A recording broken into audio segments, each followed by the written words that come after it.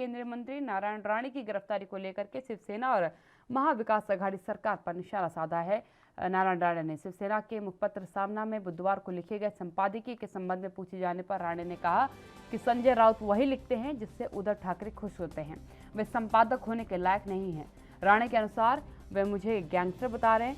अगर मैं गैंगस्टर था तो शिवसेना ने मुझे मुख्यमंत्री क्यों बनाया? इसका मतलब है कि शिवसेना में सभी गैंगस्टर हैं। राणे ने कहा कि उन्हें मैं 17 सितंबर के बाद जवाब दूंगा, अभी बोलना ठीक नहीं है। उच्च न्यायालय में 17 सितंबर को राणे के मामले में सुनवाई है। राणे ने मुख्यमंत्री उद्धव ठाकरे को ये कहते हुए चेतावनी दी है कि उद्धव ठाकरे याद रखें, आपके भी 2 बेटे हैं, मैं आपसे घबराता नहीं हूँ। राणे ने महाराष्ट्र सरकार के वरिष्ठ मंत्री और मुख्यमंत्री उद्धव ठाकरे के करीबी अनिल परब पर भी बरसते हुए कहा कि वो उनके खिलाफ कोर्ट में केस करेंगे। परब का सारा बही खाता मेरे पास है। अनिल परब मंगलवार को सार्वजनिक तौर पर पुलिस अधिकारियों को फोन पर राणे की गिरफ्तारी संबंधी निर्देश देते हुए दिखाई दिए थे।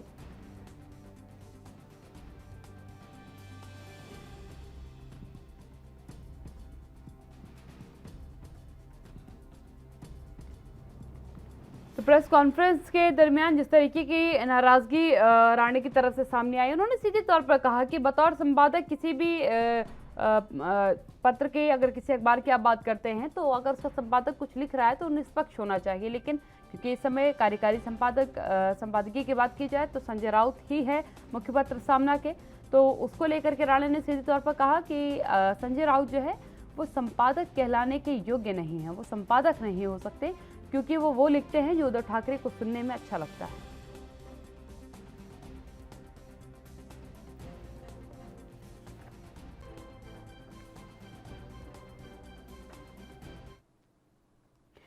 मुरारी सिंह जी मेरे साथ लाइव जुड़ चुके हैं, उनसे इस खबर पर थोड़ी चर्चा कर लेती हूँ।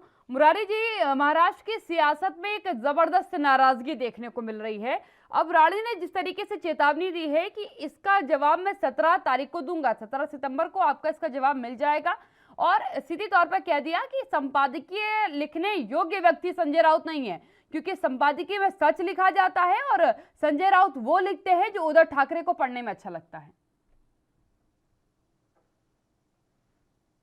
शिवसेना बनाम राणे की ये लड़ाई कहना गलत नहीं होगा क्योंकि मुख्य पत्र सामना में आज दूसरे दिन भी राणे के ऊपर हमला किया गया, जबकि राणे ने कल प्रेस कॉन्फ्रेंस में साफ और सटीक कहा था कि 17 तारीख के बाद मैं मुंह खोलूंगा और जब अपना मुंह खोलूंगा तो कितना सच्चाई बाहर निकलेगी ये आपको पता चलेगा। आपको बता दें कि शिवसेना के सबसे करीबी और शिवसेना की नींव को मजबूत करने में नारायण राणे की एक अहम भूमिका रही है और बाला साहब ठाकरे के नेतृत्व में वो कमान संभाल चुके हैं और अब पूरी तरह से कह सकते हैं कि वो बगावत पर आ चुके हैं। उन्होंने जिस तरीके से अपने प्रेस कॉन्फ्रेंस में न कुछ बोलते हुए बेटों का जिक्र किए हैं और उद्धव ठाकरे के सबसे करीबी जो इस समय परिवहन मंत्री हैं उनके ऊपर कोर्ट के जाने की जो बात कहे, इससे लेकर आने वाले समय में इससे भी बड़े बयान सुनने को और देखने को मिल सकते हैं। काव्या, बिल्कुल मुरारी जी, एक चीज जरूर मैं यहाँ पर समझना चाहूंगी क्योंकि जिस तरीके से सियासत शुरू तो हो चुकी है लेकिन इस सियासत में एक चेतावनी भी है जिसमें उद्धव ठाकरे को राणे ने कहा कि याद रखना कि तुम्हारे भी 2 बेटे हैं। ये चेतावनी का क्या मतलब समझा जाए? देखिए, ये तो कह पाना काव्या काफी मुश्किल होगा क्योंकि नारायण राणे शिवसेना के अंदर और बाहर की जितनी खिचड़ी जानते हैं शायद ही कोई जानता होगा।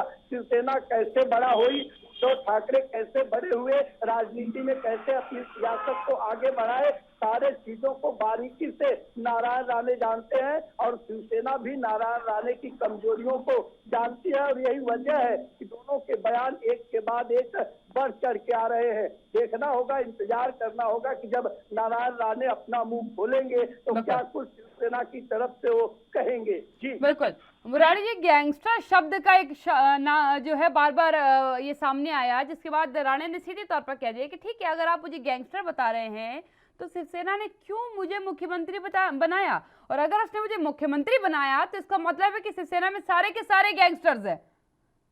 देखिए, उनके बयान पर अगर नजर डाले तो हमने पहले ही कहा कि नारायण राणे ने कुछ न बोलते हुए जो कुछ अपने प्रेस कॉन्फ्रेंस में कर दिए हैं वो महाराष्ट्र की राजनीति और खास करके शिवसेना के सियासत के लिए आने वाले समय में काफी मुश्किल खड़ा हो सकता है, क्योंकि नारायण राणे ने जिस तरीके से कहा है कि उनके भी दो बेटे हैं, या फिर अनिल परब के मैटर को लेकर के कहे हो, या फिर खुद मुख्यमंत्री को उन्होंने चेतावनी दिया हो, तो आने वाले समय में ये राजनीति और चूल पकड़ेगी और बयानबाजी देखने और सुनने के लिए मिलेगी। बहरहाल काव्या, जिस तरीके के हालात मुंबई में बने हुए हैं, महाराष्ट्र में शिवसेना बनाम बीजेपी, ऐसे में जिस तरीके से अमित शाह जी का, प्रधानमंत्री जी का राणे को फोन आया है, उसे लेकर के जो कार्यकर्ता है, जो समर्थक है बीजेपी के राणे के, उनमें एक उत्साह जरूर देखा जा रहा है। काव्या, बिल्कुल मुरारी जी, लेकिन अगर बात में महाविकास अघाड़ी के अलग और दलों की करूं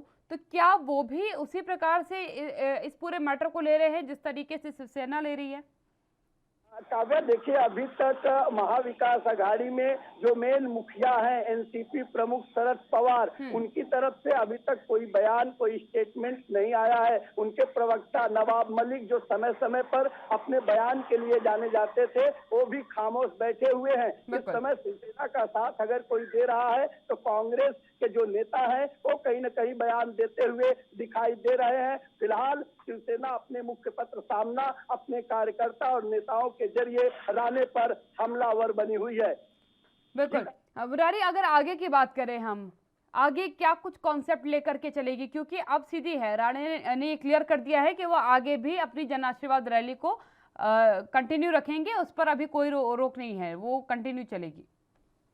देखिए, राणे ने साफ तौर पर कहा है कि अभी हम 2 दिन का विश्राम करेंगे, उसके बाद हम अपनी यात्रा फिर महाराष्ट्र के सिंधुदुर्ग से शुरू करेंगे और जिन जिन इलाकों में मेरा आशीर्वाद यात्रा नहीं पहुंचा है वहां तक हम जाएंगे। प्रधानमंत्री नरेंद्र मोदी, अमित शाह, राजनाथ सिंह द्वारा जो जवाबदारी, जो जिम्मेदारी मुझे मिली है, वो सबका आशीर्वाद लेकर वो कार्य मैं शुरू करूंगा। शिवसेना भले ही मेरे कार्यों में कितने भी अड़चन डाले, लेकिन मैं रुकने वाला नहीं हूँ। तो इससे यही कहना होगा कि राणे की यात्रा आगे जारी रहेगी। अब ऐसे में शिव सैनिकों का और खास करके महाराष्ट्र सरकार का क्या रुख होगा, ये इंतजार करना होगा। काव्या, बिल्कुल, धन्यवाद मुरारी जी मेरे साथ जुड़ने के लिए। मुरारी जी मुंबई से मेरे साथ जुड़े हुए। तो सीधे तौर पर आपने सुना कि नाराजगियों का दौर चल रहा है, नाराजगियों के बाद अब कानूनी कार्रवाई पे प्रोसीडिंग आ चुकी है। देखना ये होगा कि ये कानूनी कार्रवाई के साथ साथ राजनीतिक दबाव कितना बनाती है।